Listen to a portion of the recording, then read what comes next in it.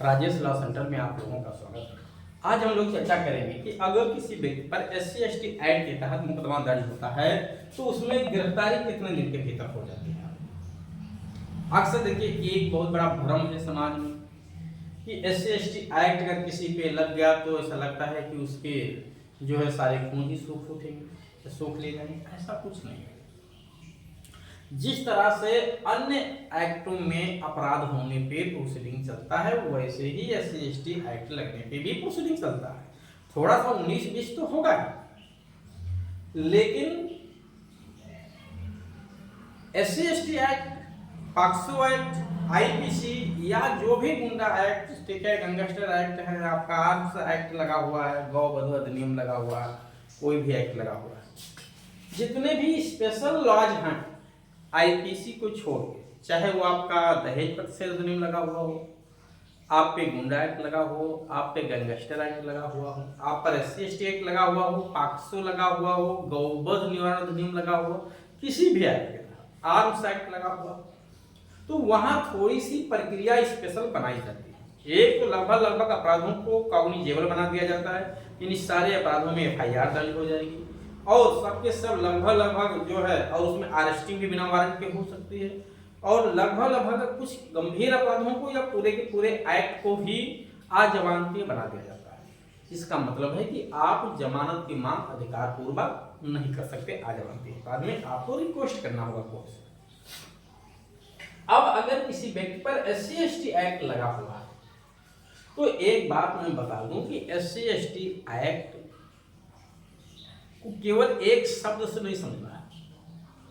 इस एक्ट में अपराधों के भी अलग अलग क्लासिफिकेशन है। अपराधों की गंभीरता के आधार पर अलग अलग धाराएं हैं। जो अपराध ज्यादा गंभीर प्रकृति का है, उसमें ज्यादा सजा है, वो दूसरी धारा है, जिसमें कम सजा है वो दूसरी धारा है। तो सब कुछ ही इस बात पर नहीं डिपेंड करता है कि आप पे SC/ST लग गई है, इस बात पे भी डिपेंड करता है कि कौन सी धारा में आपका मुकदमा कायम हुआ है। उसी धारा के आधार पे ये डिसाइड होगा पहले कि आपको बेल बाहर से मिलेगी या नहीं मिलेगी। बेल बाहर से कम मिलती है, क्या होता है सेम डे पर, इन सब पे भी वीडियो चैनल पे पड़े हुए। लगभग मुझे लगता है कि SC/ST एक्ट पे 100 वीडियो के आसपास वीडियो चैनल पे उपलब्ध हैं, जो सभी यूट्यूबर चैनल पे, सभी यूट्यूब चैनल पे जितने भी यूट्यूबर्स हैं शायद किसी ने इतने वीडियो डाले। तो अगर SC/ST एक्ट लगी है तो पहले ये देखा जाएगा कि कौन सी धारा कितनी गंभीर है। ठीक, जैसे 31RS लगा हुआ है, जिसको हिंदी में दाधा कहते हैं। ये धारा मारपीट गाली गलौज की धारा है, धमकी देने की धारा लगी हुई है।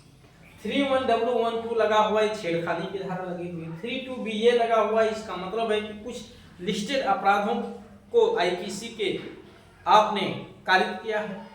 32BA लगा हुआ है, इसका मतलब है गंभीर अपराध आपने किया है, कोई छेड़ को रेप वगैरह का अपराध किया है, मर्डर का अपराध किया है, अटेम्प्ट टू मर्डर किया है, आपने लूट या डकैती किया है, गंभीर अपराध आपने किया है, हाथ पैर को डाला है, मार के काट दिया, सर वगैरह को डाला है, तो 302B लगता है वहां पे, जिसको 325 कहा जाता है तो ये 325 ही, बट 302B के नाम से थोड़ा ज्यादा फेमस। तो अब डिपेंड करेगा कि कौन सी कलम आप पे लगी है, आप पे कौन सी कलम लगी है। कलम का मतलब धारा, कि यहाँ पे SC/ST की गंभीर धारा लगी, साथ ही साथ IPC की धाराएं हैं, जिसमें कुछ धाराएं गंभीर प्रकृति के, कुछ कम गंभीर हैं।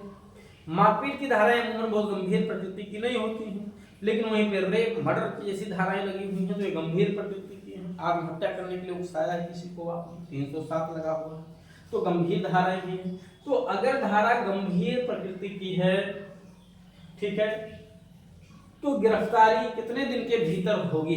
टाइम पे मैं एग्जैक्ट आ रहा हूं कि गंभीर प्रकृति के अपराध हो चाहे कम गंभीर प्रकृति हो, देखिए जो गिरफ्तारी का पर्पज है वो है 5। कोई फर्दर अपराध करने से रोकना, अपराधी को इसलिए गिरफ्तार करना जिससे ट्रायल के दौरान उसके विचारण को उसकी उपस्थिति को सुनिश्चित किया जा सके।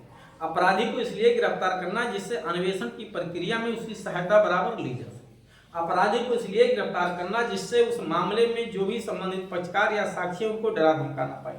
अपराधी को इसलिए गिरफ्तार करना जिससे उस मामले में जो भी साक्ष्य है उन्हें नष्ट न करने पाए। अगर इन सब बातों की आशंका है तो उसे तत्काल गिरफ्तार कर लिया जाएगा, आशंका नहीं है तो गिरफ्तार नहीं किया जाएगा।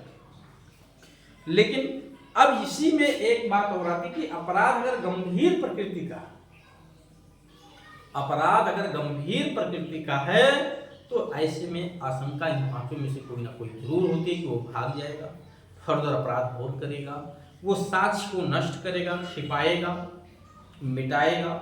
जो उस मामले में गवाह है, संभावित साक्षी बनने के लिए तैयार है, उन लोगों को डरा धमका के, बहला फुसला के, ले दे करके कैसे भी उस मामले से हटाएगा। तो ऐसे गंभीर अपराधों में, क्योंकि व्यक्ति जान रहा है कि अगर दोषी होंगे तो फिर हमें बहुत बड़ी सजा मिल जाएगी, तो ऐसे अपराधों में अक्सर उसे गिरफ्तार तुरंत कर लिया जाता है। अगर गंभीर प्रकृति के अपराध नहीं हो तो ऐसी संभावना कम होती है, इस नाते पुलिस गिरफ्तार नहीं करती।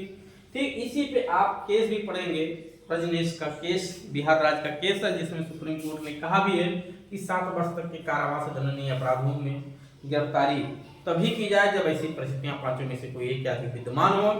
अगर इन पांचों में से कोई एक या अधिक परिस्थितियां विद्यमान नहीं है तो 7 वर्ष से कम के कारावास दंडनीय अपराध में फिर गिरफ्तारी न की जाए। इसका यह मतलब न निकालिए कि 7 वर्ष से कम के कारावास दंडनीय अपराध में गिरफ्तारी नहीं है। बात समझा गया? गंभीर अपराध हैं उसमें गिरफ्तार किया जा सकता है, उसमें भी किसी भी धारा में गिरफ्तारी करना मैंडेटरी नहीं, गिरफ्तार करना मैंडेटरी नहीं है, ध्यान रखिएगा। आदेशात्मक नहीं है, सब जगह निर्देशात्मक है। तो उम्मीद है ये बात आप लोगों को जरूर समझ में आई होगी कि गिरफ्तारी करने दिन के भीतर, गिरफ्तारी जिस दिन FIR दर्ज हो उसी दिन भी हो सकती है, और उसको चार्जशीट लग जाए फिर भी गिरफ्तारी ना, ये तो डिपेंड करेगा मामले की गंभीरता पे। तो उम्मीद है आप लोगों को ये बात जरूर समझ में आई होगी। अगर उसके बाद भी कोई भी क्वेरी रह जाती है किसी भी टॉपिक पे तो दिए गए नंबर पे आप संपर्क करके अपनी सुविधा अनुसार जानकारी